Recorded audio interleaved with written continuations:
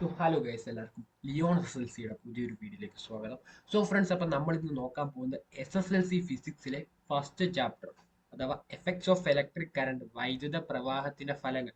ഈ ഒരു chapter complete revise ചെയ്തെടുക്കാൻ പോവാണ് ഈ ഒരു വീഡിയോയിലൂടെ. അപ്പം ഈ ഒരു ചാപ്റ്റർ വളരെ ഇമ്പോർട്ടൻറ്റ് ചാപ്റ്റർ ആണ്. SSLC ഫിസിക്സ് പബ്ലിക് എക്സാമിന് ഒരു 10 മുതൽ 15 മാർക്ക് വരെ ഈ ഒരു ചാപ്റ്ററിൽ നിന്ന് ചോദിച്ചിട്ടുണ്ട്.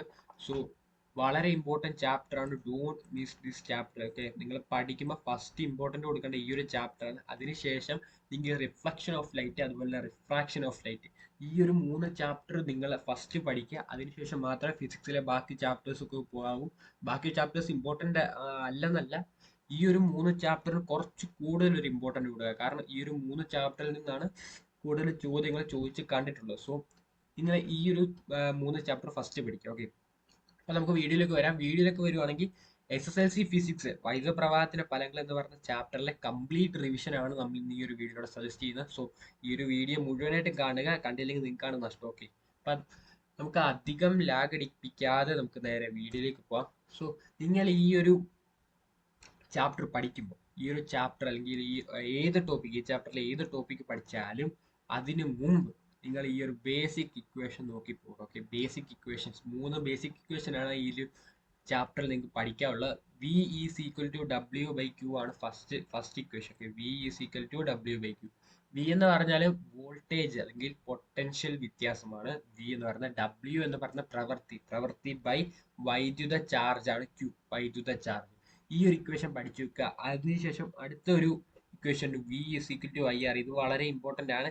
കാരണം ഈ ഒരു ഇക്വേഷൻ ഉണ്ടെങ്കിൽ നിങ്ങൾക്ക് അടുത്ത വരെ ജൂൾസ് ലോ ഒക്കെ വരുമ്പോഴത്തേനും കുറച്ചുകൂടെ എഫക്റ്റീവ് ആയിട്ട് പഠിക്കാൻ പറ്റും. V is equal to I R. I എന്ന് പറഞ്ഞാൽ കറണ്ട് ആണ്, വൈദ്യുത പ്രവാഹ തീവ്രതയാണ്. ആർ എന്ന് പറഞ്ഞാൽ പ്രതിരോധമാണ്. വൈദ്യുത പ്രവാഹ തീവ്രതയുടെയും പ്രതിരോധത്തിന്റെയും ഗുണനഫലമാണ് വി എന്ന് പറയുന്നത്. കറണ്ടിന്റെയും റെസിസ്റ്റൻസിന്റെയും ഗുണനഫലമാണ് വി, പൊട്ടൻഷ്യൽ വ്യത്യാസം എന്ന് പറയുന്നത്. ഇതിന്റെ വേറൊരു പേര് ഈ ഒരു ഇക്വേഷൻ പറയുന്നുണ്ട് ഓംസ് ലോ എന്നാണ്. ഓംസ് ലോ ഈ ഒരു ഓംസ് ലോ ഓർത്ത് വെക്കുക. ഓക്കെ, ഓംസ് ലോ വളരെ ഇമ്പോർട്ടന്റ് ലോ ആണ്. പിന്നെ വരുന്ന I is equal to Q by T ആണ്. ഐ എന്ന് പറയുന്നത് നമ്മൾ നേരത്തെ പറഞ്ഞു വൈദ്യുത പ്രവാഹ തീവ്രത, ക്യൂ വൈദ്യുത ചാർജ് ബൈ സമയം. ഓക്കെ, നിങ്ങളെ ഇനി ടോപ്പിക്കിലേക്ക് പോകുന്നതിന് മുമ്പ് ഞാൻ കുറച്ച് കാര്യം കൂടെ ഒന്ന് പറഞ്ഞുതരാം. വി എന്ന് പറയുന്നത് പൊട്ടൻഷ്യൽ വ്യത്യാസമാണ്, വോൾട്ട്. അതിന്റെ യൂണിറ്റ് എന്ന് പറയുന്നതും വോൾട്ട് തന്നെയാണ്. ഡബ്ല്യു എന്ന് പറഞ്ഞ പ്രവൃത്തി, ക്യൂ എന്ന് പറഞ്ഞാൽ വൈദ്യുത ചാർജ്. ക്യൂ എന്ന് പറഞ്ഞാൽ വൈദ്യുത ചാർജ് ആണ്. അതിന്റെ യൂണിറ്റ് കൂളോം ആണ്, സൂചിപ്പിക്കുന്ന ക്യാപിറ്റൽ സി. ഓക്കെ, പിന്നെ വരുന്നത് ഐ ആണ്. ഐ എന്ന് പറയുന്ന വൈദ്യുത പ്രവാഹ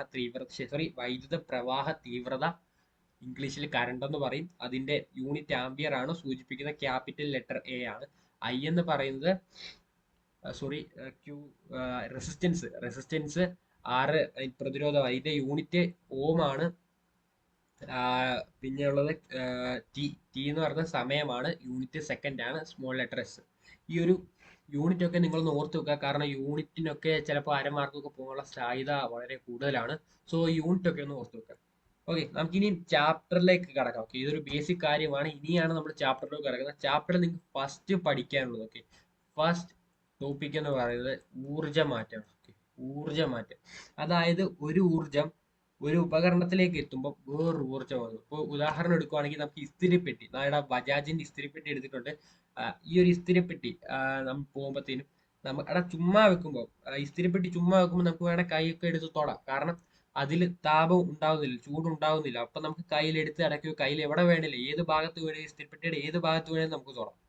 ഓക്കെ, പക്ഷേ ആ ഒരു ഇസ്തിരിപ്പെട്ടിയുടെ പ്ലഗ് സ്വിച്ച് വെച്ച് അമർത്തി അത് കുത്തി ഒക്കെ കുറച്ചു നേരം വെയിറ്റ് ചെയ്യുമ്പോൾ ഇസ്തിരിപ്പെട്ടിയിൽ ചൂട് അല്ലെങ്കിൽ താപം അനുഭവപ്പെടും. ആ സമയത്ത് നമുക്ക് ആ ഒരു എന്താ പറയുക, തേക്കുന്ന ഭാഗത്ത് നമുക്ക് തൊടാൻ പറ്റത്തില്ല. കാരണം അവിടെ അതുപോലെ താപമായിരിക്കും. ഈ ഒരു താപം എങ്ങനെയാണ് ഇസ്തിരിപ്പെട്ടിയിൽ വന്നത്? ഇതാണ് ഊർജ്ജമാറ്റത്തിന്റെ കൺസെപ്റ്റ് എന്ന് പറയുന്നത്. എടാ, ഈ ഒരു സ്വിച്ച് ഓൺ ആക്കുമ്പോൾ അതിലെ വൈദ്യുതി ഇസ്തിരിപ്പെട്ടിയിലേക്ക് വരുന്നു. വൈദ്യുതി ഇസ്തിരിപ്പെട്ടിയിലേക്ക് വരുമ്പോൾ ആ ഒരു വൈദ്യുതോർജ്ജം പിന്നെ ആ ഇസ്തിരിപ്പെട്ടിയിലിരുന്ന് താപോർജ്ജമായിട്ട് മാറുന്നു. ഈ ഒരു താപോർജ്ജമാണ് നമ്മൾ ഇസ്തിരിപ്പെട്ടിയിൽ പ്രയോജനപ്പെടുന്നത്. ഈ ഒരു മാറ്റമാണ് നമ്മൾ ഊർജ്ജമാറ്റം എന്ന് പറയുന്നത്. ഇസ്തിരിപ്പെട്ടിയിൽ നടക്കുന്ന ഊർജ്ജമാറ്റം എന്ന് പറഞ്ഞാൽ ഇലക്ട്രിക് എനർജി ഹീറ്റ് എനർജി ആയിട്ട് മാറുന്നു, അഥവാ വൈദ്യുതോർജ്ജം താപോർജ്ജമായിട്ട് മാറുന്നു. ഇതാണ് ഇസ്തിരിപ്പെട്ടിയിൽ നടക്കുന്ന ഊർജ്ജ മാറ്റം. ഇനി നമുക്ക് വേറെ കുറച്ച് മെഷീൻസ് നോക്കാം. അവിടെ മെഷീൻസ്, ഓക്കെ, നിങ്ങൾ അതൊന്ന് ഓർത്തുക, മെഷീൻസ് ആണ്, ഇതൊക്കെ യന്ത്രങ്ങളാണ്. അവിടെ യന്ത്രങ്ങൾ എന്ന് പറഞ്ഞാൽ എന്തോന്ന് അറിയോ? യന്ത്രങ്ങൾ എന്ന് പറഞ്ഞാൽ ഒരു കറങ്ങുന്ന ഉപകരണങ്ങൾ. ഫാനൊക്കെ ആണെങ്കിൽ പങ്ക കറങ്ങുന്നുണ്ട്, മിക്സി എന്ന് പറഞ്ഞാൽ അതിനകത്തെ ആ ഒരു സംഭവം കറങ്ങുന്നുണ്ട്. പിന്നെ വേറൊരു ഇതെടുക്കുവാണെങ്കിൽ വാഷിംഗ് മെഷീൻ, അതെല്ലാം കറങ്ങുന്നതല്ലേ. ഈ കറങ്ങുന്ന ഉപകരണങ്ങളെ നമ്മൾ മെഷീൻസ് എന്ന് പറയും, യന്ത്രങ്ങൾ. ഓക്കെ, അവിടെ യന്ത്രങ്ങൾ എന്ന് കേട്ടാൽ അത് ഓർത്തോണം. ഈ യന്ത്രങ്ങൾ ഏത് ഊർജ്ജമായിട്ടാണ് മാറുന്നത് ചോദിച്ചാൽ ഇത് യാന്ത്രികോർജ്ജമാണ്. ഓക്കെ, യന്ത്രം യാന്ത്രികോർജ്ജമായിട്ട് മാറുന്നത്, അഥവാ മെഷീൻസ് മെക്കാനിക്കൽ എനർജി ആയിട്ട് മാറുന്നു. ഇതും സ്വിച്ച് ഇട്ടാലാണല്ലോ, ഈ ഏത് യന്ത്രവും സ്വിച്ച് ഇട്ടാലാണ് വർക്ക് ചെയ്യുക. സോ സ്വിച്ച് ഇട്ട് വർക്ക് ചെയ്യുന്ന എല്ലാത്തിൻ്റെയും സ്വിച്ച് ഇട്ട് വർക്ക് ചെയ്യുന്ന എല്ലാത്തിൻ്റെയും ഊർജം വൈദ്യുതോർജ്ജമാണ്. വൈദ്യുതോർജ്ജം ഇതിപ്പം മെഷീൻസ് ആയതുകൊണ്ട്, യന്ത്രങ്ങളായതുകൊണ്ട് അത് യാന്ത്രികോർജ്ജമായിട്ട് മാറുന്നു. സോ വൈദ്യുതോർജ്ജം യാന്ത്രികോർജ്ജമായിട്ട് മാറുന്നു. സോ മിക്സിയുടെയും ഫാനിന്റെയും പിന്നെ വാഷിംഗ് മെഷീൻ ഉണ്ട്, അതിന്റെ എല്ലാം ഊർജ്ജമാറ്റം എന്ന് പറയുന്നത് ഇലക്ട്രിക്കൽ എനർജി മെക്കാനിക്കൽ എനർജി ആയിട്ട് മാറുന്നു. അതായത് വൈദ്യുതോർജ്ജം യാന്ത്രികോർജ്ജമായിട്ട് മാറുന്നു. പിന്നെ നിങ്ങൾക്ക് ഇമ്പോർട്ടന്റ് ആയിട്ട്, ഓക്കെ, ഇമ്പോർട്ടന്റ് ആണ്, ഇതിന്റെ ഒരു ഇമ്പോർട്ടന്റ് ആയിട്ട് പഠിക്കേണ്ട ബാറ്ററിയുടെ, ഓക്കെ, ബാറ്ററി അഥവാ സെല്ല്. ഇത് ചാർജ് ചെയ്യുന്ന സമയത്ത്, എടാ, ബാറ്ററി ചാർജ് ചെയ്യുന്ന സമയത്ത് എല്ലായിടത്തെയും പോലെ വൈദ്യുതോർജ്ജം, അത് ഏത് ഊർജ്ജമാണെന്ന് നോക്കി വെക്കുക, രാസോർജ്ജം. ഓക്കെ, ബാറ്ററിയുടെ അകത്തുള്ള ഊർജ്ജം രാസോർജ്ജമാണ്, വൈദ്യുതോർജ്ജം രാസോർജ്ജമായി മാറും. പക്ഷെ അത് ഡിസ്ചാർജ് ചെയ്യുന്ന സമയത്ത്, അതായത് നമ്മൾ ബാറ്ററി ഉപയോഗിക്കുന്ന സമയത്ത്, നിങ്ങൾക്ക് ഇപ്പോൾ ഫോണിലെ ബാറ്ററി ആയാലും പിന്നെ അതുപോലെ എവിടുത്തെ ബാറ്ററി ആയാലും അത് ഉപയോഗിക്കുന്ന സമയത്ത് ഈ രാസോർജ്ജം തിരിച്ച് വൈദ്യുതോർജ്ജമായിട്ടാണ് മാറുന്നത്. സോ ഇതൊന്നും നിങ്ങൾ പഠിച്ചു വെക്കുക. ഇത് കുറച്ചുകൂടി ഒരു ലെവൽ ചോദ്യമാണ്. ഓക്കെ, പഠിച്ചു വെക്കുക. പിന്നെ ഉള്ളത് ജനറേറ്റർ ആണ്. ഓക്കെ, ജനറേറ്ററിന്റെ ഈ സംഭവം കൂടുതലും ചോദിച്ചു കണ്ടിട്ടുണ്ട്. So generator പിടിക്കാറാ. ജനറേറ്റർ ഞാൻ പറഞ്ഞു, കറങ്ങുന്ന സാധനമെല്ലാം യാന്ത്രികോർജ്ജം, എന്താ പറയാ, മെക്കാനിക്കൽ എനർജിയാണ്. ഈ ജനറേറ്റർ നിങ്ങൾക്ക് അറിയാം, ജനറേറ്റർ ആണ് നമുക്ക് കറണ്ട് തരുന്നത്, വൈദ്യുതി തരുന്നത്. സപ്പോസ് ഊർജ്ജമാറ്റം വൈദ്യുതോർജ്ജമാണ്. ഓക്കെ, നമുക്ക് ഏത് ഊർജ്ജമാണ് വൈദ്യുതോർജ്ജമായിട്ട് മാറ്റുന്നത്? എടാ, കറങ്ങുന്നുണ്ട്. നിങ്ങൾക്കിപ്പം മൂന്നാം പാഠത്തിൽ പഠിക്കുന്നുണ്ട്, ജനറേറ്ററിനകത്ത് ആർമേച്ചർ എന്ന് പറഞ്ഞ സംഭവമുണ്ട്. ഈ സംഭവം കറങ്ങുന്നുണ്ട്. അപ്പൊ കറങ്ങുന്ന എല്ലാം മെഷീൻസ് ആണ്, യന്ത്രങ്ങളാണ്. സോ അത് അതിനകത്ത് ഉള്ള ഊർജം യാന്ത്രികോർജ്ജമാണ്. സോ യാന്ത്രികോർജ്ജം വൈദ്യുതോർജ്ജമായിട്ട് മാറുന്നു. മെക്കാനിക്കൽ എനർജി ഇലക്ട്രിക്കൽ എനർജി ആയിട്ട് മാറുന്നു. ഇതാണ് നമ്മുടെ ജനറേറ്ററിലുള്ള ഊർജ്ജമാറ്റം എന്ന് പറയുന്നത്. സോ ഊർജ്ജമാറ്റം ക്ലിക്കായെന്ന് കരുതുന്നു. ഊർജ്ജമാറ്റത്തിന് ശേഷം നിങ്ങൾക്ക് ഈ ഒരു ചാപ്റ്ററിൽ പഠിക്കാനുള്ളത് ജൂൾ ഹീറ്റിംഗ് ആണ്. ഓക്കെ, ജൂൾ ഹീറ്റിംഗ് അഥവാ ഒന്നുമില്ല, ജൂൾ ഹീറ്റിംഗ്. സർക്യൂട്ടിലൂടെ വൈദ്യുതി പ്രവഹിക്കുമ്പോൾ താപോർജ്ജം രൂപപ്പെടുന്ന പ്രവർത്തനമാണ് ജൂൾ ഹീറ്റിംഗ്. ഓക്കെ, സർക്യൂട്ടിലൂടെ വൈദ്യുതി പ്രവഹിക്കുമ്പോൾ താപോർജ്ജം രൂപപ്പെടുന്ന പ്രവർത്തനം. A process by which heat is developed in a circuit on passing current through it is known as the Joule heating. എടാ, സംഭവം എന്താന്ന് വെച്ചാല്, നമ്മൾ നേരത്തെ ഇസ്തിരിപ്പെട്ടിയുടെ സംഭവം അതിലൂടെ, അവിടെ നമ്മൾ നേരത്തെ ഇസ്തിരിപ്പെട്ടി പറഞ്ഞില്ലേ, ഈ ഒരു ഇസ്തിരിപ്പെട്ടി നോക്കുവാണെങ്കിൽ ഇതിൽ എങ്ങനെയാണ് താപോർജ്ജം വന്നത്, അതാണ് നമ്മളിവിടെ പഠിക്കുന്നത്. എങ്ങനെയാണ് താപോർജ്ജം വന്നതെന്നാണ് ഞാൻ ചോദിച്ചത്. താപോർജ്ജം വന്ന എങ്ങനെയാ? ഈ ഒരു വൈദ്യുതോർജ്ജം താപോർജ്ജമായതില്ലേ, ഈ ഒരു പ്രവർത്തനമാണ് ജൂൾ ഹീറ്റിംഗ് എന്ന് പറയുന്നത്. സർക്യൂട്ടിലൂടെ വൈദ്യുതി പ്രവഹിക്കുമ്പോൾ താപോർജ്ജം രൂപപ്പെടുന്ന പ്രവർത്തനമാണ് ജൂൾ ഹീറ്റിംഗ് എന്ന് പറയുന്നത്. ഒരു സ്ലൈഡ് പോയി. ഓക്കെ, സർക്യൂട്ടിലൂടെ വൈദ്യുതി പ്രവഹിക്കുമ്പോൾ താപോർജ്ജം രൂപപ്പെടുന്ന പ്രവർത്തനമാണ്. ഇപ്പൊ നമ്മൾ പറയുന്നത് ഇസ്തിരിപ്പെട്ടിയിലെ വൈദ്യുതി പ്രവഹിക്കുമ്പോൾ അവിടെ ഒരു താപോർജ്ജം ഉണ്ടാകുന്നു, അതാണ് ജൂൾ ഹീറ്റിംഗ് എന്ന് പറയുന്നത്. വേറെ എക്സാമ്പിൾ പറയുകയാണെങ്കിൽ, ഇപ്പൊ നിങ്ങളുടെ റൂമിൽ ഒരു ബൾബ് കത്തുന്നുണ്ടായിരിക്കും. ഓക്കെ, ബൾബ് കത്തുന്നുണ്ട്, അല്ലെങ്കിൽ എപ്പോഴേലൊക്കെ കത്തുമല്ലോ.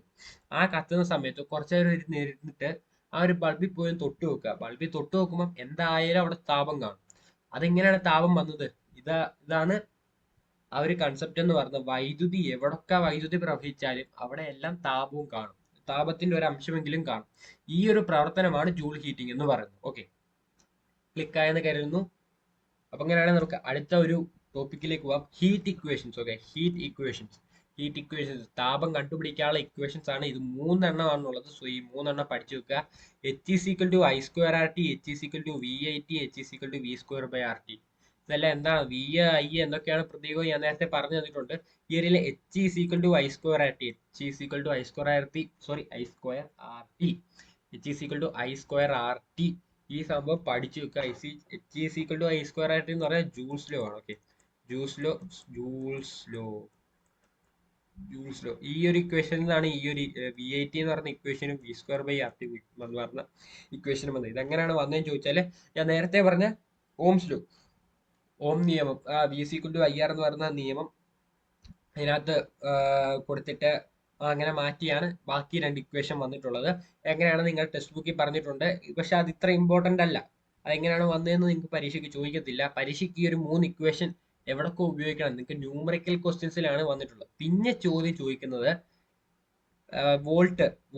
വോൾട്ടേജ് സ്ഥിരമാക്കി വെച്ചിട്ട് പ്രതിരോധം കൂട്ടിയാൽ താപം കൂടുമോ കുറയുമോ എന്ന് ചോദ്യം വരും. അങ്ങനെ അത് ഓണപരീക്ഷയ്ക്ക് നമ്മുടെ SSLCയുടെ ഓണപരീക്ഷയ്ക്ക് വന്നൊരു ചോദ്യമാണത്. ഈ വർഷത്തെ SSLC ഓണപരീക്ഷയ്ക്ക് വന്ന ചോദ്യമാണ്. പിന്നെ ഈ ക്രിസ്മസ് എക്സാമിന് എനിക്ക് തോന്നുന്നു I²RT തന്നിട്ട് താപം പ്രതിരോധം കൂട്ടുക അങ്ങനെ ഒരു ചോദ്യം വന്നിട്ടുണ്ടെന്ന് എനിക്ക് ഓർമ്മയില്ല ശരിക്കും. അപ്പൊ അങ്ങനെയൊക്കെ വരാം. ഈ അങ്ങനത്തെ ഉള്ള കുറച്ച് ചോദ്യങ്ങൾ നിങ്ങളൊന്ന് വർക്ക്ഔട്ട് ചെയ്ത് നോക്കാം. ഓക്കെ, അപ്പം നമ്മൾ ജൂൾസ് ലോ പറഞ്ഞു H=I²RT ആണ്. അപ്പം നമുക്ക് ജൂൾസ് ലോ സ്റ്റേറ്റ് ചെയ്യാൻ വരും. ഓക്കെ, സബ് ക്വസ്റ്റ്യൻ ആയിട്ട് ചിലപ്പം ജൂൾസ് ലോ ഒക്കെ സ്റ്റേറ്റ് ചെയ്യാൻ വരും. സ്റ്റേറ്റ് ചെയ്യുന്നത് എങ്ങനെയാണെന്ന് ചോദിച്ചാൽ അവിടെ നിങ്ങൾക്ക് ഈ ഒരു ഇക്വേഷൻ വെച്ച് വേണം നിങ്ങൾക്ക് എഴുതാം. Okay, H=I²RT. H എന്ന് പറഞ്ഞാൽ വൈദ്യുതി പ്രവഹിക്കുന്ന ഒരു ചാലകത്തിൽ ഉൽപ്പാദിപ്പിക്കപ്പെടുന്ന താപത്തിന്റെ അളവ്, അതാണ് H എന്ന് നമ്മൾ അവിടെ ഉദ്ദേശിച്ചത്. ആ അളവ് വൈദ്യുത പ്രവാഹ തീവ്രതയുടെ വർഗം, അതാണ് I² എന്ന് പറയുന്നത്. ചാലകത്തിന്റെ പ്രതിരോധം, അതാണ് R. വൈദ്യുതി പ്രവഹിക്കുന്ന സമയം, അതാണ് T. ഇതിന്റെ എല്ലാത്തിന്റെയും ഗുണനഫലത്തിന്റെ നേരനുപാതത്തിലായിരിക്കും. ഈ 3 കാര്യങ്ങളും ഗുണിക്കുമ്പോഴാണ് നമുക്ക് താപം കിട്ടുന്നത്. H=I²RT. I² എന്ന് പറഞ്ഞാൽ വൈദ്യുത പ്രവാഹ തീവ്രതയുടെ വർഗം, R എന്ന് പറഞ്ഞാൽ ചാലകത്തിന്റെ പ്രതിരോധം, T എന്ന് പറഞ്ഞാൽ വൈദ്യുതി പ്രവഹിക്കുന്ന സമയം. ഈ 3 എണ്ണം ഗുണിക്കുമ്പോഴാണ് നമുക്ക് താപം കിട്ടുന്നത്. സോ നിങ്ങൾക്ക് ഒരു ഇക്വേഷൻ വെച്ച് വേണം ഈ ലോ സ്റ്റേറ്റ് ചെയ്യാം. The heat generated in A current caring conductor is directly proportional to the product of the square of the current in the conductor, the resistance of the conductor and the time flow of current. Okay, അപ്പം Joule's law നിങ്ങൾ വളരെ important ആയിട്ട് പഠിച്ചു വെക്കുക. നിങ്ങൾക്ക് state ചെയ്യാൻ വരുന്നതായിരിക്കും. Okay, important ആണ്, പഠിച്ചു വെക്കുക. സോ ക്ലിക്കായെന്ന് കരുതുന്നു. ക്ലിക്കായാൽ നമുക്ക് അടുത്തതിലേക്ക് പോകാം. ഇനി നിങ്ങൾക്ക് പഠിക്കാനുള്ളത് പ്രതിരോധങ്ങളെ കുറിച്ചാണ്. പ്രതിരോധങ്ങൾ 2 തരത്തിൽ നമുക്ക് ഘടിപ്പിക്കാം. ശ്രേണി രീതിയിലും ഘടിപ്പിക്കാം, അതുപോലെ സമാന്തര രീതിയിലും ഘടിപ്പിക്കാം. അവിടെ ശ്രേണി രീതി എന്താന്ന് പറഞ്ഞാല് നമ്മള് ഒന്നിനു പുറകെ ഒന്നായിട്ട്, നമ്മളിപ്പോ ഉറുമ്പ് പോകുന്ന കണ്ടിട്ടില്ലേ, അതുപോലെ ഒന്നിനു പുറകെ ഒന്നായിട്ട് വെക്കുന്നതാണ് ശ്രേണി രീതി എന്ന് പറയുന്നത്. സമാന്തര രീതി എന്ന് പറഞ്ഞാല് സമാന്തരമായിട്ട് രണ്ട് നോക്കിയിരിക്കുന്ന പോലെ വെക്കുന്നതാണ്. പക്ഷെ നിങ്ങൾ ഇങ്ങനെ പഠിച്ചു പോയാൽ നോക്കിയിരിക്കത്തേ ഉള്ളൂ. കാരണം ഇതുപോലല്ല പരീക്ഷയ്ക്ക് ഈ പ്രാവശ്യം വരുന്നത്. നിങ്ങളിപ്പോൾ ഓണപരീക്ഷയും ക്രിസ്മസ് പരീക്ഷയും ഒക്കെ കണ്ടപ്പോൾ മനസ്സിലാക്കാനും ചോദ്യപേപ്പർ ടഫ് ആവും. നിങ്ങൾക്ക് ഓണപരീക്ഷയ്ക്ക് ഇതിന്റെ ഒരു ചോദ്യം വന്നിട്ടുണ്ട്. പക്ഷെ നിങ്ങളിപ്പം വരി വരിയായിട്ട് പോകുന്ന പോലെ ചെയ്യുകയാണെങ്കിൽ നിങ്ങൾ അവിടെ തെറ്റിച്ചു വെക്കും. കാരണം നിങ്ങൾ പഠിച്ചു വെക്കേണ്ട എങ്ങനെയാണെന്ന് ചോദിച്ചാല് ഒരേ വരയിൽ വരുന്നത്, ഒരേ കമ്പികൾ പോകുന്നത്, അങ്ങനെ പഠിച്ചു വെക്കുക. അല്ലാതെ ഇങ്ങനെ പഠിച്ചു വെച്ചാൽ നിങ്ങൾ തേയും. ഓക്കെ, അവിടെ നോക്കുക, ഒരേ കമ്പികളാണ് പോകുന്നത്, ഒരേ കമ്പികൾ പോകുന്ന അത് ശ്രേണി രീതിയാണ്, സീരീസ് കണക്ഷൻ ആണ്. പാരലൽ കണക്ഷൻ എന്ന് പറഞ്ഞാൽ ഇവിടുന്ന് ഇവിടെ വരുമ്പോൾ 2 കമ്പികളായി മാറുന്നു. ഇങ്ങനെ കമ്പികളാവുന്ന പാരലൽ കണക്ഷൻ ആണ്. നിങ്ങളപ്പം ചോദ്യപേപ്പർ കിട്ടുമ്പോൾ ഇത് സീരീസ് കണക്ഷൻ ആണോ പാരലൽ കണക്ഷൻ ആണോ നോക്കി വളരെ ശ്രദ്ധിച്ച് ചെയ്യുക. ഓക്കെ, ഓണപരീക്ഷയ്ക്ക് ഇതുപോലത്തെ ഒരു ചോദ്യം വന്നതാണ്. പലരും അത് ശ്രേണി രീതിയെ കുറിച്ചായിരുന്നു പലരും പാരലൽ എഴുതി വെച്ചിട്ടുണ്ട്. ഓക്കെ ഓക്കെ അപ്പം നമുക്ക് ഇതിന്റെ രണ്ടിന്റെ സവിശേഷത നോക്കാം. എഫക്റ്റീവ് റെസിസ്റ്റൻസ് ഇൻക്രീസ് ആവുന്നു. ഓക്കെ, സഫല പ്രതിരോധം കൂടുന്നു, എഫക്റ്റീവ് റെസിസ്റ്റൻസ് ഡിക്രീസ്. പാരലൽ കണക്ഷനിൽ എഫക്റ്റീവ് റെസിസ്റ്റൻസ് അഥവാ സഫല പ്രതിരോധം കുറയുന്നു. പിന്നെ സീരീസ് കണക്ഷനിൽ കറണ്ട് സെയിം ആണ്, പക്ഷെ പാരലൽ കണക്ഷനിൽ കറണ്ട് ഡിഫറെന്റ് ആണ്. സീരീസ് കണക്ഷനിൽ പൊട്ടൻഷ്യൽ ഡിഫറൻസ് ഡിഫറെന്റ് ആണ്, പക്ഷേ പാരലലില് പൊട്ടൻഷ്യൽ ഡിഫറൻസ് സെയിം ആണ്. പിന്നെ സീരീസിന്റെ മറ്റൊരു പ്രത്യേകത സ്വിച്ച് ഉപയോഗിച്ച് കൺട്രോൾ ചെയ്യാൻ പറ്റത്തില്ല, പക്ഷേ പാരലൽ അഥവാ സമാന്തരത്തിൽ വരുമ്പോൾ സ്വിച്ച് ഉപയോഗിച്ച് കൺട്രോൾ ചെയ്യാം. പിന്നെ ഇവിടെ നിങ്ങൾക്ക് ഒരു ഇക്വേഷൻ ഉണ്ട്. ഇക്വേഷൻ ഞാൻ എഴുതി വെച്ചിട്ടില്ല അല്ലേ, എഴുതാൻ സ്ഥലമില്ല. ഓക്കെ, ഇതിന്റെ ഇവിടുത്തെ ഇക്വേഷൻ എന്ന് പറഞ്ഞാൽ ആർ എഫക്റ്റീവ് എന്ന് പറയുന്നത് R1 + R2 ആണ്. ഓക്കെ, R1 + R2, അതായത് സഫല പ്രതിരോധം കണ്ടുപിടിക്കാൻ വേണ്ടി ഈ ഒരു ഇവിടുത്തെ ഇപ്പൊ ഈ കാണിച്ചിരിക്കുന്ന സഫല പ്രതിരോധം എന്ന് പറഞ്ഞാൽ 2.2ഉം 1ഉമാണ്. ഇവിടുത്തെ സഫല പ്രതിരോധം കണ്ടുപിടിക്കാൻ പറഞ്ഞാൽ 2.2 + 1, അതായത് 3.2 ആണ് ഇവിടുത്തെ ഇപ്പോഴത്തെ സഫല പ്രതിരോധം എന്ന് പറയുന്നത്. ഓക്കെ, ഇനി പാരലലിൽ വരുമ്പോൾ ആർ എഫക്റ്റീവ് എന്ന് പറയുന്നത് R1 R2 R1 R2 + R1 എന്ന് വരും. R1 + R2. ഓക്കെ, ഇതുകൊണ്ട് വേറൊരു ഇക്വേഷൻ ഉണ്ട്. അതെന്ന് പറഞ്ഞാൽ 1/R1 +1/R2 പ്ലസ് അങ്ങനെ അങ്ങനെ അങ്ങനെ പോകും.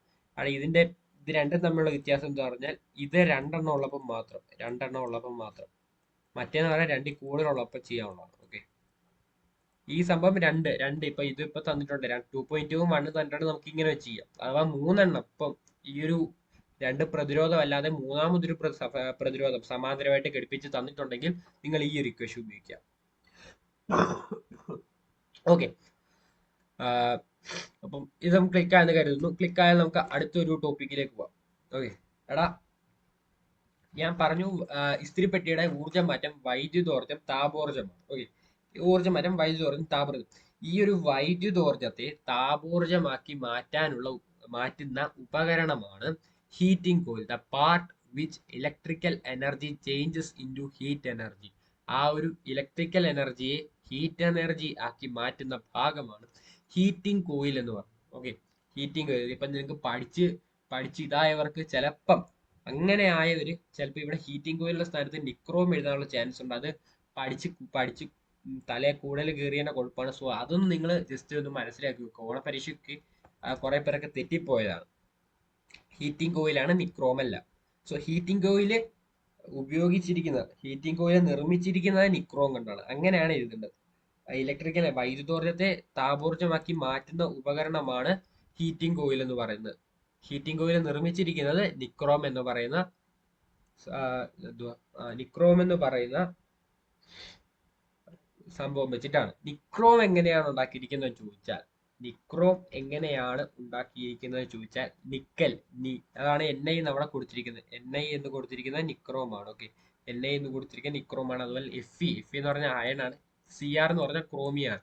നിക്കലും അയണും ക്രോമിയും ചേർന്നുള്ള സങ്കരമാണ് നിക്രോം എന്ന് പറയുന്നത്. നിക്രോത്തിന്റെ സവിശേഷത നോക്കുവാണെങ്കിൽ ഹൈ റെസിസ്റ്റിവിറ്റി ആണ്, ഹൈ മെൽറ്റിംഗ് പോയിന്റ് ആണ്, ഹൈ ഡക്റ്റിലിറ്റി ഉണ്ട്, ability to remain in hot condition for a long time without getting oxidised. മലയാളത്തിൽ പറഞ്ഞ ഉയർന്ന ദ്രവണാങ്കം, ഉയർന്ന റെസിസ്റ്റിവിറ്റി, ചുട്ടുപഴുത്ത അവസ്ഥയിലും ഓക്സീകരിക്കപ്പെടാൻ ദീർഘനേരം നിൽക്കാനുള്ള കഴിവ്, അതുപോലെ നേർത്ത കമ്പികളാക്കാൻ കഴിയുന്നത്. എനിക്ക് മലയാളം ഇവിടെ എഴുതാനുള്ള സ്ഥലമില്ലാത്തതുകൊണ്ടാണ് ഞാൻ എഴുതാൻ നോക്കി. നിങ്ങൾക്ക് പഠിക്കാൻ പാടുള്ളവര് നിങ്ങൾക്ക് കുറച്ചുകൂടെ അങ്ങോട്ട് പോകുമ്പോൾ ടങ്സ്റ്റന്റെയും കൂടെ പഠിക്കാനുണ്ട്. ടങ്സ്റ്റന്റെയും സവിശേഷത പഠിക്കാനുണ്ട്. അങ്ങനെ ഉണ്ടെങ്കിൽ നിങ്ങൾക്ക് പഠിക്കാൻ ഇത് ഒട്ടും പഠിച്ചിട്ട് തലയിൽ കയറുന്നത്, അല്ലെങ്കിൽ നിങ്ങളുടെ ജസ്റ്റ് ഈ ഒരു മൂന്നെണ്ണം പഠിക്കുക. കാരണം ഈ ഒരു മൂന്നെണ്ണം പഠിച്ചാൽ അപ്പുറത്തും ജസ്റ്റ് ഈ ഒരു മൂന്ന് സവിശേഷത, ഈ ഒരു മൂന്ന് സവിശേഷത തന്നെ അപ്പുറത്തും ഉണ്ട്. ഈ സവിശേഷത മൂന്നും പഠിച്ചാൽ നിങ്ങൾക്ക് ഏത് ചോദ്യം നിക്രോം ചോദിച്ചാലും ടങ്സ്റ്റൻ ചോദിച്ചാലും ഒരേ ഉത്തരം എഴുതി വെക്കാം. കാരണം രണ്ടും ഒരേ ഉത്തരമാണ്, സെയിം ആൻസർ ആണ്, മാർക്കും കിട്ടും. സോ പക്ഷെ മാർക്ക് അനുസരിച്ച് ചെയ്താൽ 4 മാർക്കിന് 3 4 മാർക്കിന് വരത്തില്ല, അത് വേറെ കാര്യം. എന്നാലും ചിലപ്പം 2 മാർക്കിന് വരും, പക്ഷെ ഒരു ഇതിന് അരമാർക്കായിരിക്കും. അങ്ങനെയാണ് 4 എണ്ണം എഴുതാം. അങ്ങനെ ജസ്റ്റ് നിങ്ങൾക്ക് പഠിക്കാൻ അത്രയും പാടാണെങ്കിൽ നിങ്ങൾ ഞാൻ പറഞ്ഞ രീതി ഒന്ന് നോക്കുക. ഓക്കെ, നമുക്കിനി അടുത്ത് നോക്കേണ്ട സേഫ്റ്റി ഫ്യൂസ് ആണ്. ഓക്കെ, സേഫ്റ്റി ഫ്യൂസ് അതിലെ main part of the safety fuse സുരക്ഷാ ഫ്യൂസിലെ ഏറ്റവും പ്രധാന ഭാഗം എന്ന് പറയുന്ന ഫ്യൂസ് വയർ ആണ്. ഫ്യൂസ് വയർ നിർമ്മിച്ചിരിക്കുന്ന ടിന്നും ലെഡും ചേർന്ന ലോഹസങ്കരം ഉപയോഗിച്ചാണ്. Alloy of tin and lead ആണ് ഫ്യൂസ് വയർ, സുരക്ഷാ ഫ്യൂസ് എന്ന് പറയുന്നത്. സുരക്ഷാ ഫ്യൂസും പോട്ടെ, ഫ്യൂസ് വയറിൽ ലോ മെൽറ്റിംഗ് പോയിന്റ് ആണ്, താഴ്ന്ന ദ്രവണാങ്കമാണ്. സുരക്ഷാ ഫ്യൂസ് ഉപയോഗിക്കേണ്ട സന്ദർഭം ഏതൊക്കെയാണെന്ന് ചോദിച്ചാൽ ഓവർലോഡിംഗ് ഉണ്ട്, അതുപോലെ തന്നെ ഷോർട്ട് സർക്യൂട്ട് ഉണ്ട്. എനിക്ക് അവിടെ ഇത് എഴുതാൻ പറ്റത്തില്ല. അത് നിങ്ങൾ അതിന്റെ സവിശേഷം അല്ലെങ്കിൽ അതിന്റെ ഡെഫിനേഷൻ ഒന്ന് പഠിച്ചു വെക്കുക. സുരക്ഷാ ഫ്യൂസ് എന്ന് പറഞ്ഞാൽ ഒരു ബാറ്ററി ഉണ്ട്, അതിന്റെ പോസിറ്റീവ് ടെർമിനലും നെഗറ്റീവ് ടെർമിനലും തമ്മിലോ അല്ലെങ്കിൽ മറ്റേ മെയിൻസിലെ 2 വയറുണ്ടല്ലോ തമ്മിലോ റെസിസ്റ്റൻസ് ഇല്ലാതെ, പ്രതിരോധം ഇല്ലാതെ സമ്പർക്കത്തിൽ വരുന്നതാണ് ഷോർട്ട് സർക്യൂട്ട് ഉണ്ടാവാനുള്ള കാരണം. അതുകൊണ്ട് ഓവർലോഡിങ് ഒരു സർക്യൂട്ടിൽ താങ്ങാവുന്നതിലധികം പവർ ഉള്ള കുറെ ഉപകരണങ്ങൾ പ്രവർത്തിപ്പിച്ച് അങ്ങനെ ജാമാക്കുന്നതാണ് ഓവർലോഡിങ് എന്ന് പറയുന്നത്. ഒരു സർക്യൂട്ടിൽ ഓവർലോഡ് എടുപ്പിക്കുന്നതാണ് ഓവർലോഡിങ് എന്ന് പറയുന്നത്. ഈ 2 ഘടകങ്ങളാണ് സേഫ്റ്റി ഫ്യൂസ്. ഈ ഒരു 2 കാരണങ്ങൾ മറികടക്കാനാണ് സേഫ്റ്റി ഫ്യൂസ് ഉപയോഗിക്കുന്നത്. അതെങ്ങനെയാണെന്ന് ചോദിച്ചാൽ, safety fuse is A device which protects us and the person from danger when an excess current flows through the current. excess current ഒരു സർക്യൂട്ടിലെ അമിത വൈദ്യുത പ്രവാഹം ഉണ്ടാകുന്നത് മൂലമുള്ള അപകടങ്ങളിൽ നിന്ന് നമ്മെ ഉപകരണങ്ങളെ സംരക്ഷിക്കാനുള്ള സംവിധാനമാണ് സുരക്ഷാ ഫ്യൂസ്. ഈ ഒരു അപകടകരമായ ഈ അമിത വൈദ്യുത പ്രവാഹം ഉണ്ടാകുന്ന എപ്പോഴാണ്? ഞാൻ നേരത്തെ പറഞ്ഞ പോലെ ഷോർട്ട് സർക്യൂട്ടും അതുപോലെ തന്നെ ഓവർലോഡിങ്ങും ഉള്ളപ്പോഴാണ് അമിത വൈദ്യുത പ്രവാഹം ഉണ്ടാകുന്നത്. ഈ ഒരു അമിത വൈദ്യുത പ്രവാഹം ഉണ്ടാകുമ്പോൾ നമ്മൾ നേരത്തെ പറഞ്ഞ പോലെ ജൂൾ ഹീറ്റിംഗ് പ്രകാരം താപോർജ്ജം ഉണ്ടാകുന്നു. വൈദ്യുത പ്രവാഹം ഉണ്ടാകുമ്പോൾ നമ്മൾ ജൂൾ ഹീറ്റിംഗ് പറഞ്ഞ പോലെ താപോർജ്ജം ഉണ്ടാകുന്നുണ്ട്. അമിത വൈദ്യുത പ്രവാഹം ആകുമ്പോൾ അമിതമായ താപം ഉൽപ്പാദിപ്പിക്കപ്പെടുന്നു. ഫ്യൂസ് വയറിന്റെ, ഞാൻ നേരത്തെ പറഞ്ഞതുപോലെ ഫ്യൂസ് വയറിന്റെ സവിശേഷത ലോ മെൽറ്റിംഗ് ആണ്, താഴ്ന്ന ദ്രവണാങ്കമാണ്. താഴ്ന്ന ദ്രവണാങ്കമായതുകൊണ്ട് ലോ മെൽറ്റിംഗ് പോയിന്റ് ആയതുകൊണ്ട് അമിത താപോർജ്ജം ഉണ്ടാകുമ്പോൾ അത് അത് വിച്ഛേദിക്കപ്പെടുന്നു. അങ്ങനെ വിച്ഛേദിപ്പിക്കപ്പെടുമ്പോൾ പിന്നെ അമിത വൈദ്യുത പ്രവാഹം നമ്മളെയോ നമ്മുടെ ഉപകരണങ്ങളെയോ ഒരു തരത്തിലുള്ള കേടുപാട് സംഭവിക്കപ്പെടുന്നില്ല. ഇങ്ങനെയാണ് ഫ്യൂസ് വയർ നമ്മളെ രക്ഷിക്കുന്നത്. ഓക്കെ, നിങ്ങൾക്ക് ചിലപ്പോൾ ഇതിന്റെ സുരക്ഷാ ഫ്യൂസ് എങ്ങനെ വർക്ക് ചെയ്യുന്നു എന്നൊക്കെ ചിലപ്പം ചോദ്യം ചോദിക്കാം. അതുകൊണ്ടാണ് പിന്നെ നിങ്ങൾക്ക് ചോദിക്കേണ്ട ഫ്യൂസ് വയർ വെക്കുമ്പോൾ ഫ്യൂസ് വയർ നമ്മൾ ഘടിപ്പിക്കുമ്പോൾ ശ്രദ്ധിക്കേണ്ട കാര്യങ്ങൾ ഏതൊക്കെയാണെന്നാണ്. ഫ്യൂസ് വയറിന്റെ അഗ്രങ്ങൾ യഥാസ്ഥാനത്ത് ദൃഢമായി ബന്ധിപ്പിക്കണം. അഥവാ the ends of the fuse wire must be connected firmly at appropriate points. Fuse wire carrier ബേസിൽ നിന്ന് പുറത്തേക്ക് തള്ളി നിൽക്കരുത്. Fuse wire should not project out of the carrier base. പിന്നെ നിങ്ങൾക്ക് മൂന്നാമത് ഒരെണ്ണം കൂടെ എഴുതാം, അനുയോജ്യമായ ആംബയറേജ് ഉള്ള ഫ്യൂസ് വയർ ഉപയോഗിക്കുക. Okay, amperage. ഇനി ആംബയറേജ് എന്താണെന്ന് അറിയാത്തവർക്ക്, ആംബയറേജ് എന്ന് പറഞ്ഞാൽ വോൾട്ടേജ് ബൈ വാട്ടേജ് ആണ്. ഓക്കെ, വോൾട്ടേജ് ബൈ വാട്ടേജ് ആണ് ആംബയറേജ് എന്ന് പറയുന്നത്. ഓക്കെ ഓക്കെ, അപ്പൊ ക്ലിക്കാന്ന് വിചാരിക്കുന്നു. ഇനി നമുക്ക് ഇലക്ട്രിക് പവർ ആണ് നോക്കണ്ടത്. ഇലക്ട്രിക് പവർ നമുക്കത് പി എന്നാണ് പറയുന്നത്. പി. ഓക്കെ, യൂണിറ്റ് സമയത്തിന് ഒരു വൈദ്യുതോപകരണം വിനിയോഗിക്കുന്ന വൈദ്യുതോർജ്ജമാണ് വൈദ്യുത പവർ എന്ന് പറയുന്നത്.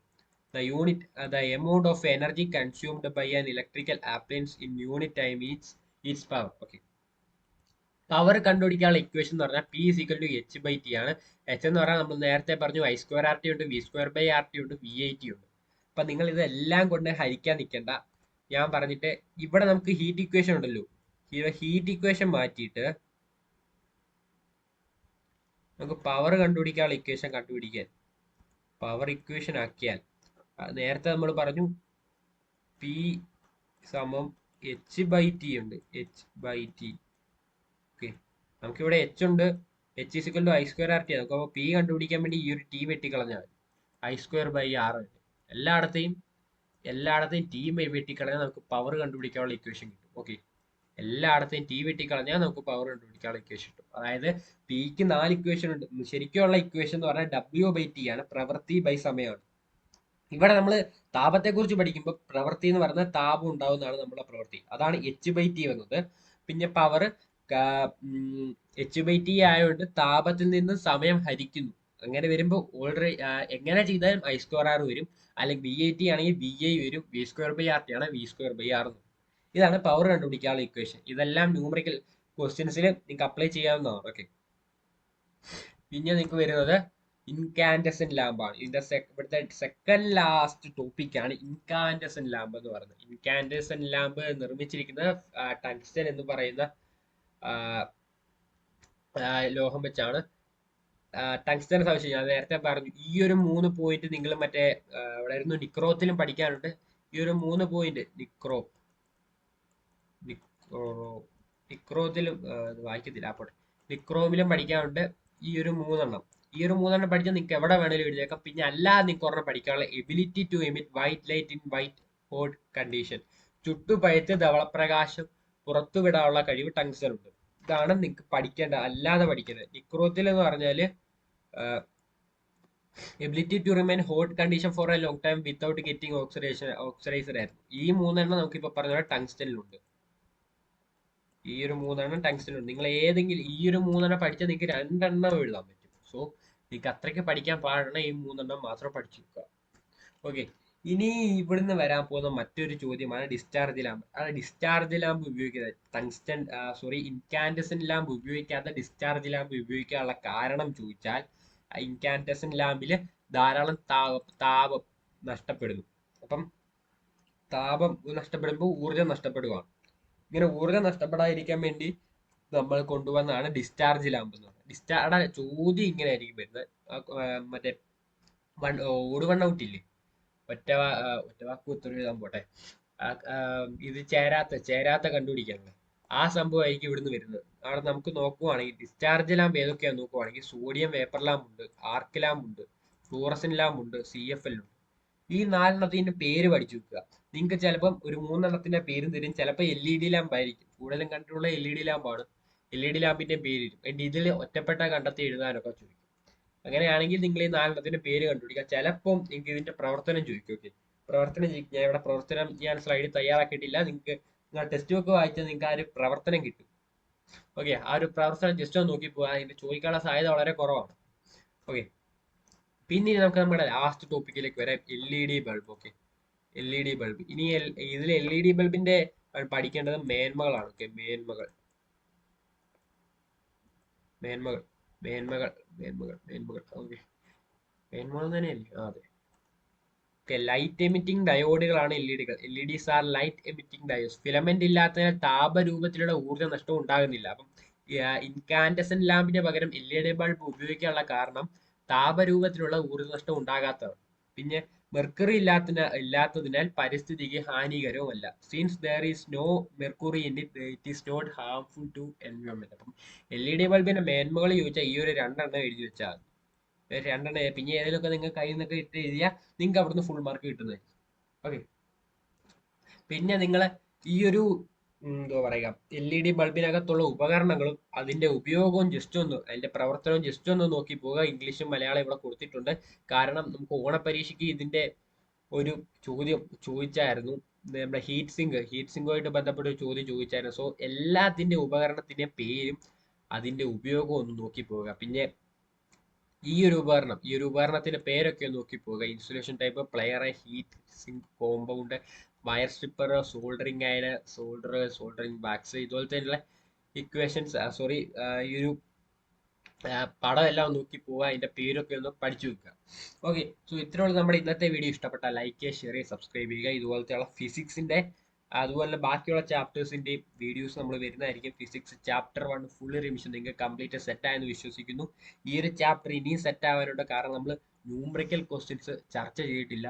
ന്യൂമറിക്കൽ ക്വസ്റ്റ്യൻസ് നമ്മൾ ചർച്ച ചെയ്യാനുണ്ട്. ആ ഒരു ന്യൂമറിക്കൽ ക്വസ്റ്റ്യൻസ് എടുക്കാൻ വേണ്ടി നിങ്ങൾ ഈ ഒരു ചാനൽ ഇപ്പൊ തന്നെ സബ്സ്ക്രൈബ് ചെയ്ത് വെക്കുക. കാരണം ഈ ഒരു ചാനൽ നമ്മൾ ഇനി ന്യൂമറിക്കൽ ക്വസ്റ്റ്യൻസ് വരുന്നതായിരിക്കും. ഓക്കെ, ഈ ഒരു ചാപ്റ്ററിൽ നമ്മൾ ന്യൂമറിക്കൽ ക്വസ്റ്റ്യൻസ് വരുന്നതായിരിക്കും. പിന്നെ നമുക്ക് ഇതിന്റെ ഇക്വേഷൻസ് ഈ ഒരു ചാപ്റ്ററിൽ കൂടുതൽ ഇക്വേഷൻസ് വരുന്ന, പിന്നെ റിഫ്ലക്ഷൻ റിഫ്രാക്ഷൻ ഒക്കെ ആയിട്ട് അതിൽ നിന്നൊക്കെ കുറെ ഇക്വേഷൻസ് വരുന്നുണ്ട്. അപ്പൊ നമ്മൾ ആദ്യം ഈ ഒരു ചാപ്റ്ററിൽ ഏതൊക്കെ ഇക്വേഷൻ വരുന്നുണ്ട് നമ്മൾ പഠിക്കും. അതിനുശേഷം നമുക്ക് ഇത് ന്യൂമറിക്കൽ ക്വസ്റ്റ്യൻസ് ചെയ്യാനുണ്ട്, അല്ലാത്ത ക്വസ്റ്റ്യൻസ് ഒക്കെ പഠിക്കാനുണ്ട്. അങ്ങനെ കുറച്ച് കൂടെ ഒരു ഫൈനൽ ബൂസ്റ്റർ നിങ്ങൾക്ക് തരാനുണ്ട്. ഈ ഒരു ബൂസ്റ്ററൊക്കെ കിട്ടാൻ വേണ്ടി നിങ്ങൾ ഈ ചാനൽ സബ്സ്ക്രൈബ് ചെയ്ത് വെക്കുക. ഓക്കെ, ചാനൽ സബ്സ്ക്രൈബ് ചെയ്യുക. ഈ ഒരു വീഡിയോ ഇഷ്ടപ്പെട്ടാൽ ലൈക്ക് ചെയ്യുക. പിന്നെ നിങ്ങളുടെ SSLC പഠിക്കുന്ന കൂട്ടുകാർക്ക് ഒന്ന് അയച്ചു കൊടുക്കുക ഇതിന്റെ ഫീഡ്ബാക്കും. പിന്നെ അതുപോലെ എന്തെങ്കിലും ഈ ഒരു ചാപ്റ്ററുടെ ബന്ധപ്പെട്ട എന്തെങ്കിലും ഡൗട്ട് ഉണ്ടെങ്കിൽ കമന്റ് ബോക്സിൽ ചോദിക്കാവുന്നതാണ്. സോ അടുത്തൊരു വീഡിയോ വരുന്നവരെ ബൈ ഗൈസ്.